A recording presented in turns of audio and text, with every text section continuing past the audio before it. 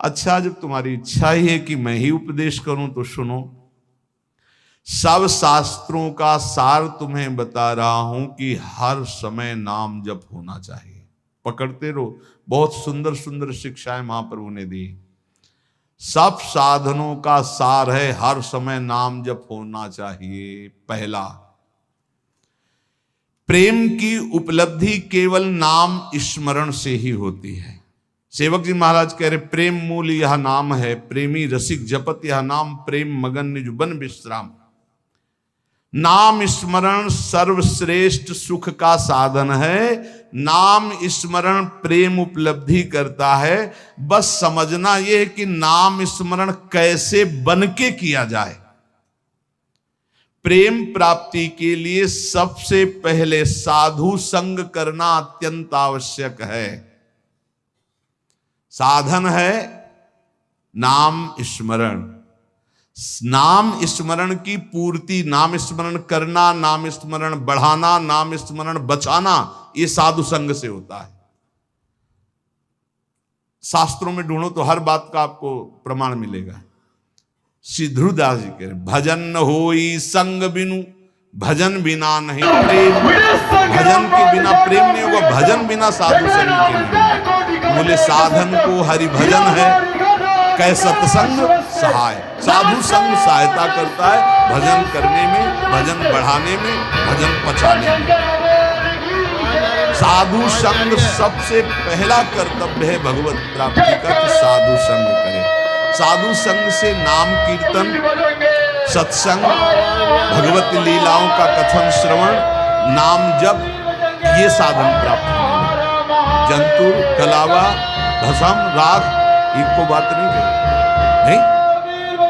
साधु संग से नाम कीर्तन, सत्संग, भगवत लीलाओं का कथन श्रवण और नाम जप, ये प्राप्त होता है। पकड़ो, यह है साधु संग। इन्हीं जो साधन बताए, साधु संग से इन्हीं साधनों को पकड़ना चाहिए। संसारी लोगों से किसी भी तरह का वैरागी का कोई संबंध नहीं होना चाहिए। मुझे लगता है आज जो भी चर्चा शुरू हो रही है, ये वैराग्य बहुत आगे अच्छे उपदेश है, ये पकड़ लेना चाहिए महाप्रभु के उपदेश। विरक्त को चाहिए कि अगर वो एकांत में बैठ करके सोचे कि मेरा कौन, तो पूरा घूमने पर मन को कोई अपना नहीं लेना चाहिए। गुरु कृपा से आज तक ऐसा ही है। सब श्री जी के हैं, अपना कोई नहीं। वैरागी को चाहिए उसके संबंध के रजिस्टर में एक ही नाम होना चाहिए, हमारे माई श्यामा जू को राग बस, मेरे तो गिरधर गोपाल मीरा जी के रजिस्टर संबंध में, रजिस्टर में जो संबंधी है वो कौन है? बोले मेरे तो गिरधर गोपाल। और ये संबंध पुष्ट कैसे होता है? बोले साधु संतों का संग करके प्रेम मेले जो हुई, उस प्रेम मेले को अनन्य फल लगा, मेरे तो गिरधर गोपाल। जो सेवा में है सिर्फ वही। दूसरी बात, पहली बात साधु संग करना है। साधु संग किसे कहते हैं? जिसके संग से भजन बढ़ने लगे, भगवत कथा सुनने को मिले, भगवत अनुराग बढ़े, भगवान नाम कीर्तन, भगवत लीला गायन श्रवण, ये साधु संग। तो साधु संग का परहेज क्या है? संसारी पुरुष का कोई भी संबंध नहीं होना चाहिए। अगर तुम्हारे हृदय को ऐसे राउंड लगाकर जांच करना हो तुम्हें, तो देखो तो एक ही जगह निकले कि हमारे माई श्यामाजू को राज। श्यामाजू के सिवा, जैसे महाप्रभु हरिवंश चंद्र जी कह रहे, मेरे प्राणनाथ श्री श्यामा शपथ करो तृण छिए, कसम खा के कहता हूं श्यामाजू के सिवा हमारा कोई नहीं है। ये बात हुई। अब दूसरी बात है, संसारी लोगों से किसी भी तरह से बात करने का अवसर ना देना। प्रपंच की बातें नहीं। बोधियंता परस्परम का आदेश है भगवान का, मेरी चर्चा करो परस्पर बैठकर, और जहां प्रभु की चर्चा से संसार की तरफ जाने लगे, उठो चल दो। दूसरी आगे की बात, किसी भी वैष्णव को ये नियम पक्का ले लेना चाहिए कि ना किसी की निंदा करेंगे, ना किसी की निंदा सुनेंगे। दिमाग में लिख लो, चाहे रजिस्टर में, बहुत जरूरी है, नहीं तो भजन छीन हो जाएगा। महाप्रभु कह रहे हैं ना किसी की निंदा करेंगे, ना किसी की निंदा सुनेंगे, ये नियम ले लो। बड़े बड़े ऋषियों ने इस बात के लिए सावधान किया है कि दूसरे की निंदा नहीं करनी, दूसरे की निंदा नहीं सुननी। इन बातों का सदा ध्यान रखते हुए बचना कि कभी किसी की निंदा मत कर देना। दूसरों के गुण दोषों का कथन करने वाला उपासक बहुत बुरी तरह भ्रष्ट हो जाता है।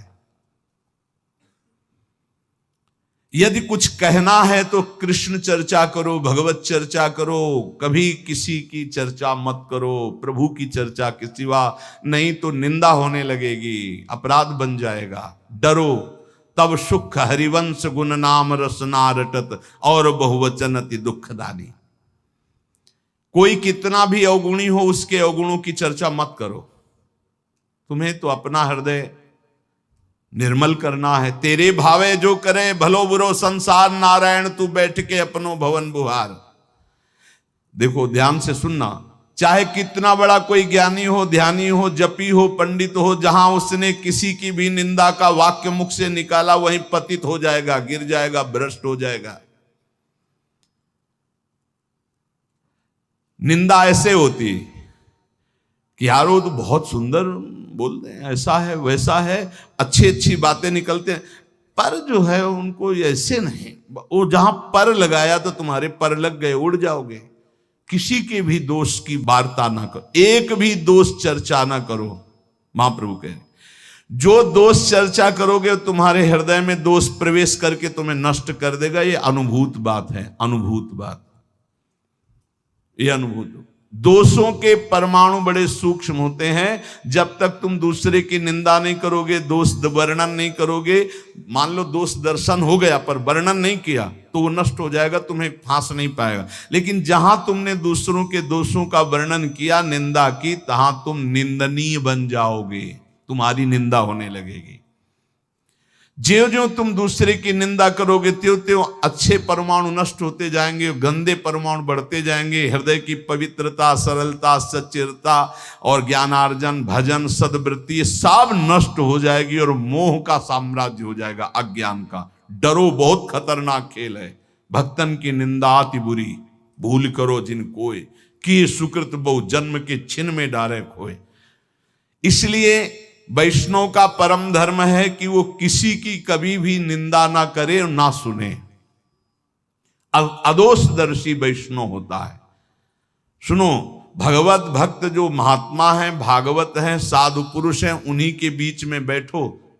ऐसे लोगों के बीच में मत बैठो जो एक दूसरे की निंदा करते हैं।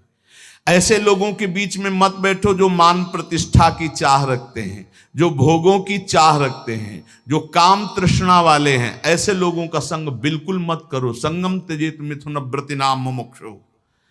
विरक्त को चाहिए कि सदैव बचकर रहे ऐसे लोगों से, क्योंकि इनके परमाणु ऐसे होते हैं कि विरक्त की विरक्तता नष्ट हो जाएगी।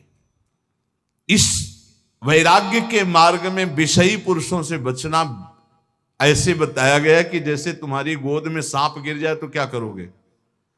पहले झटकोगे, बाद में विचार होगा। ऐसे विषयी पुरुषों पर विचार करने की जरूरत, पहले झटको, दूरी हटो। अगर तुम वहां रहे तो सांप का जैसे काम है कि वो काटी लेगा, ऐसे विष चढ़ जाएगा, विषय रूपी विष चढ़ ही जाएगा पक्का। बहुत विचित्र, तो बड़ी विचित्र लीला है।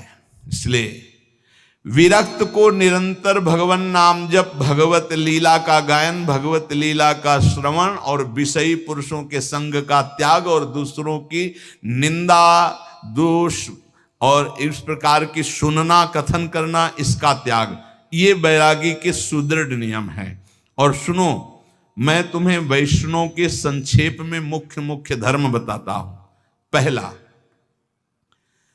ग्राम्य कथा और भोग कथा एक कभी नहीं देखनी चाहिए, न सुननी चाहिए।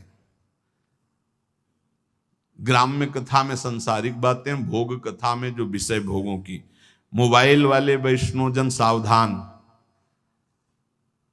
बिल्कुल ऐसा भयावह मोबाइल है कि अगर आप सावधान न रहे तो नष्ट हो जाएंगे। भगवत लीला कथा सुनने के लिए आपने मोबाइल खोला तो जहां लीला कथा आ रही वहीं बगल में भोग कथा और संसार कथा के भी वीडियो है। आपने इसे टच किया तो लीला शुरू हो जाएगी और तुम्हारी लीला बिगड़ जाएगी। बहुत संभल कर, बहुत संभल कर। छोटे छोटे बच्चों की वो बुरी दशा हो रही इस मोबाइल के कारण, पर बहुत लाभ भी मोबाइल से है, तो इसलिए लाभ लो, अवगुण का त्याग करो। ग्राम्य कथा सुनना और भोग कथा सुनना मानो अपने वैराग्य की आग लगा लेना है, वैराग्य को नष्ट कर देना है। ग्राम्य कथा सुनने और कहने वाला निश्चित विषयी बन जाता है। बचना चाहिए विषयी पुरुषों से। बहुत विचित्र है, बस बस शब्द मान लीजिए, ग्राम्य कथा भोग कथा इससे दूर, बहुत दूर। दूसरा, वैष्णव को अच्छे अच्छे स्वादिष्ट पदार्थ नहीं खाने चाहिए। भोजन में जो नीरस पदार्थ हो वही लेने चाहिए, इससे विषय लोलुपता नष्ट हो जाती है। अच्छे अच्छे पदार्थ स्वादिष्ट हटा के और नीरस पदार्थ वैष्णव को लेने चाहिए। ऐसे पदार्थों के खाने से विषय भोग की कामना बढ़ती है, महाप्रभु चैतन्य देव कह रहे हैं। तीसरा, अच्छे चमकीले कीमती स्वच्छ वस्त्र वैरागी को नहीं पहनने चाहिए। संतों से हमने, गुरुजनों से सुना कि कभी दोनों कपड़े नीचे ऊपर के नए नहीं होने चाहिए, एक पुराना एक नया। अगर नीचे का नया है तो ऊपर का पुराना। शब्द देख लो, कह रहे अच्छे कीमती वाले, चमकीले, लप लप एकदम नहीं, और स्वच्छ नहीं, मलिन। मलिन वस्त्र, कम पैसे का वस्त्र, पुराना वस्त्र। अगर फट रहा है तो एक बदल सकते हो, एक पुराना। ऐसी रहनी से रहना चाहिए। अच्छे चमकीले स्वच्छ महंगे ये वस्त्र नहीं होने चाहिए बैरागी के। ये साधक को, बैरागी साधक को नहीं पहनने चाहिए। चौथा, कोई भी तुम्हारा सम्मान करे तो तुम उसे स्वीकार मत करो।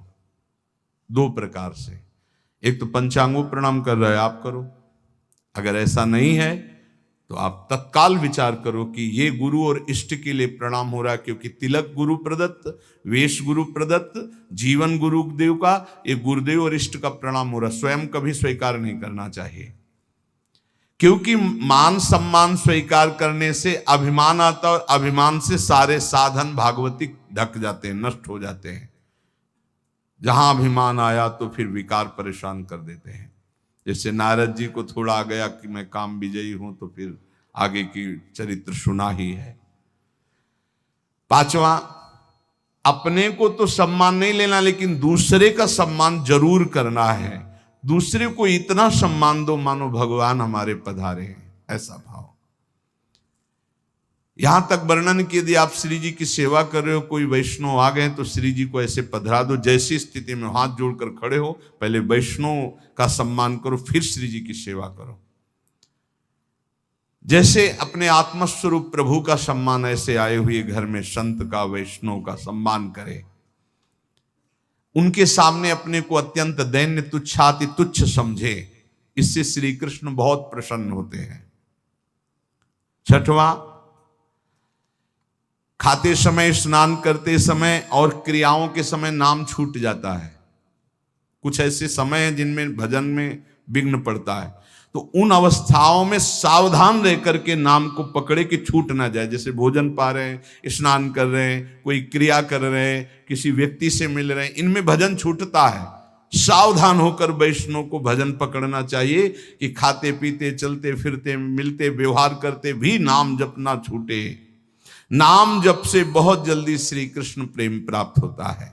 7वां, हर वैष्णव को प्रगट में ठाकुर जी विराजमान करने चाहिए। नाम, राधा नाम विराजमान, छोटा सा राधा नाम, जरा सा इत्र, स्नान कराया, इत्र लगा दिया, भोग लगा दिया, पर सेवा जरूर होनी चाहिए। बिना सेवा के कोई वैष्णव नहीं होना चाहिए। प्राय ऐसा होता है, कोई शालिग्राम जी रखते हैं, कोई गोपाल जी रखते हैं, कोई, पर ठाकुर सेवा प्रत्येक वैष्णव के पास होनी चाहिए। जो परम पवित्र मन वाले हो चुके हैं वो मानसिक सेवा भी कर सकते हैं, प्रगट सेवा और मानसिक सेवा आराध्य देव की। उपासक को चाहिए कि बनावटीपना बिल्कुल तुम्हारी साधना में नहीं होना चाहिए। बनावटीपने का मतलब होता है कि जैसे ऐसे बैठे हैं, सहज में ऐसे बैठे हो, 4 लोग दर्शन करने आते, कोई बनावटी नहीं होना चाहिए। वो फटाफट माला लिया, ऐसे गप्पा मार रहे थे, फटाफट माला लिया, कोई भी दम नहीं, कोई भी पाखंड नहीं, कोई भी नाटकबाजी जीवन में ना आवे, नहीं तो बहुत बुरी तरह साधक चौपट होता है। जब तुम नाटक करोगे ना तो माया को आदेश कर देंगे भगवान, कर नाटक इसके साथ, वृंदावन छूट जाएगा, भजन छूट जाएगा। हाँ, इसलिए किसी भी वैष्णव को किसी भी तरह का कोई नाटक नहीं करना चाहिए। नाटक बिल्कुल ठीक नहीं है। जो वैष्णव है वो केवल प्रभु प्राप्ति का लक्ष्य रखता है। महाप्रभु रघुनाथ दास जी को लक्ष्य करके साधन साध्य का उपदेश कर रहे हैं।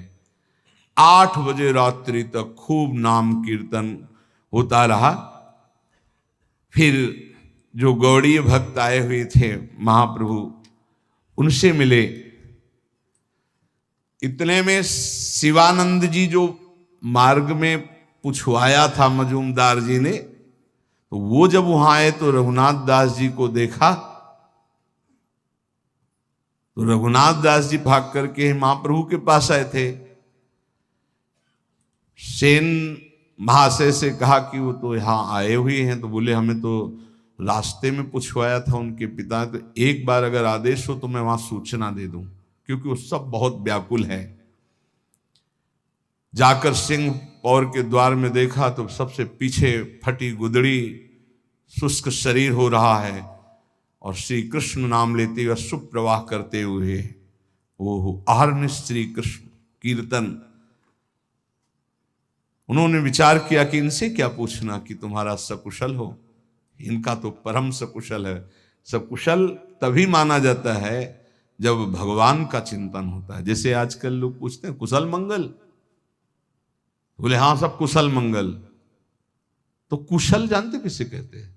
तब लगी कुशल न जीव कहूं, सपने हूं मन विश्राम, जब लगी भजत न राम कहूं, शोक धाम तज काम। कुशल तभी माना जाएगा जब आपके मुख में नाम जब चल रहा है, नहीं तो कुशल मंगल नहीं। और मंगल, मंगल भवन मंगल हारी, उमा सहित जेहि जपत पुरारी। मंगल भवन भगवान का जो स्वयं उमा सहित भगवान शिव नाम जप करते हैं। यदि नाम जप नहीं हो रहा तो कुशल मंगल नहीं तुम्हारी। और बोले कुशल मंगल, बोले सब कुशल मंगल, परपंच करते हुए कुशल मंगल, नाम जप करते हुए। सेवक ने तत्काल पत्र लिखा, शिवासेन ने पत्र भिजवाया जगन्नाथपुरी से कि आपका पुत्र निश्चिंत रहिए, महाप्रभु की कृपा से यहां विराजमान है, पर जो स्थिति है वो तुम सह नहीं पाओगे। रघुनाथ दास सिंह पौर द्वार पर खड़े होकर भिक्षान जो मिलता है उसी को पाते हैं, और किसी से कोई और सुख सुविधा नहीं लेते। जब उनके माता पिता के पास पत्र पहुंचा तो हाय हाय मच गया कि अरबों खरबों की संपत्ति और बेटा भीख मांग रहा है सिंह पौर द्वार पे। माता तो मूर्छित हो गई सुन करके कि कैसे मेरा रघु जीता होगा। पिता ने अपने पुत्र के लिए तत्काल 4 रसोई, नौकर, सब 400 स्वर्ण मुद्राएं साथ में जाओ, रोज रसोई बनेगी, अच्छे से अच्छे पदार्थ मेरे रघु को। अगर वो बैरागी बन के रहना चाहता है तो ऐसे रहे। हर माता पिता की ऐसी व्यवस्था। रसोईया जगन्नाथपुरी आया, 400 स्वर्ण मुद्राएं और कई रसोइये, कई नौकर। अब सुविधाजनक सुंदर भोजन बनाकर, और सेवक ने कहा कि 400 स्वर्ण मुद्राएं भी लाए हुए रघुनाथ दास जी से कहा आप सुखपूर्वक रहिए। रघुनाथ दास जी ने कहा एक भी मुद्रा नहीं। रघुनाथ दास जी ने सोचा जब रसोईया आया है तो ये सुंदर भोग बनाकर महाप्रभु की सेवा हो जाए। महाप्रभु से प्रार्थना की। महाप्रभु ने, उनके पिता परम वैष्णव हैं ये जानते हुए, थोड़ा प्रसाद स्वीकार किया। पर रघुनाथ दास जी प्रसाद वहीं पाते, सिंहपौर वाला जो मिलता, अपने पिता के द्वारा भेजी हुई सुविधा को नहीं। महाप्रभु की सेवा 8 दिन तक ये रसोईया बलाता। रघुनाथ दास जी ने फिर विचार किया कि महाप्रभु को ये सुख सुविधाएं पसंद नहीं। खुद उपदेश किया था, जब मैंने सब कुछ त्याग दिया है तो फिर मेरा कुछ है ही नहीं, तो मैं क्यों महाप्रभु की सेवा के लिए अपने पिता की संपत्ति का प्रयोग करूं। महाप्रभु तो हमारी प्रसन्नता के लिए स्वीकार करते हैं। 8वें दिन ही कहा रसोईया से, अपने सभी उठाओ और वापस हो जाओ। अब वो तो बेचारे सेवक सब वापस कर दिया। आप विचार करो कैसा वैराग्यमय जीवन है। प्रभु ने कहा स्वरूप ठीक किया रघुनाथ ने। ध्यान रखना, ये विषयी लोगों का अन्न खाने से रजोगुण की वृद्धि होती है। उनके धन में ममता के परमाणु रहते हैं। महाप्रभु चैतन्य देव कह रहे हैं, घर वालों के धन में ममता के परमाणु रहते हैं। संसारी लोग कामना शून्य होकर तो अपने जामाता को भी नहीं खिलाते, औरों की तो बात क्या। मलिन बुद्धि वालों का अन्न खाने से कभी कृष्ण नाम जप नहीं होता, कृष्ण नाम कीर्तन नहीं होता और श्री कृष्ण प्रसन्न नहीं होते। जहां तक हो सके इन विषयी पुरुषों के अन्न से बचना चाहिए। रघु ने ठीक किया। आज तक में जो जाता था केवल प्रेम संकोच के कारण जाता था। बड़ा अच्छा किया, बहुत सुंदर किया। रघुनाथ का त्याग और वैराग्य प्रशंसनीय है, महाप्रभु ने कहा। रघुनाथ दास जी ने अब वहां भी मांगने के खड़े होना बंद कर दिया, क्योंकि लोग परिचित हो गए थे कि इतने बड़े धनी मानी के। तो स्वादिष्ट स्वादिष्ट पदार्थ खरीद कर रघुनाथ दास जी को देने लगे थे। भिक्षा लेना बंद कर दिया। एक क्षेत्र में जाते जहां अन्न बंटता था, दाल और महाप्रसाद ही बंटता था केवल, तो सायंकाल जाते जो बचा खुचा होता वहां से ले आते थे। महाप्रभु ने कहा रघुनाथ दास अब सिंह पौर पर नहीं खड़ा होता, क्योंकि दर्शन करके आते तो दिखाई नहीं देता, तो कहां से प्रसाद पाता है। तो उनका प्रभु अब वो एक क्षेत्र में जाते हैं और वहां से बचा हुआ दाल और महाप्रसाद ले आते हैं और उसी को पा लेते हैं। प्रभु ने संतुष्टि पूर्वक कहा ये सर्वोत्तम कार्य किया। सिंह द्वार पर भिक्षा की लालसा से हर व्यक्ति का मुख देखने की इच्छा होती कि ये दे दे, शायद ये दे दे। अच्छा किया। महाप्रभु ने जो कहा वो शब्द ये है कि इस तरह से वृत्ति रखना वैश्यावृत्ति कहलाती है। कि ये व्यक्ति आ रहा कुछ दे देगा, ये व्यक्ति आ रहा कुछ दे देगा, ये व्यक्ति आ रहा है, नहीं। मुख में नाम और चित्त में दूसरे का चिंतन बिल्कुल ठीक नहीं। जिसका नाम उसी का चिंतन। अच्छा किया उसने। एक बार चला जाएगा, क्षेत्र से ले आएगा, भजन करेगा, अच्छा है। स्वरूप गोस्वामी जी रघुनाथ दास जी को बताया कि महाप्रभु ने बहुत अच्छा कहा है। रघुनाथ दास जी ने सोचा फिर कुछ गड़बड़ी है। एक बार हम ये कह रहे थे कि जब गुरुजन प्रशंसा करें तो एकांत में बैठकर तुम रोना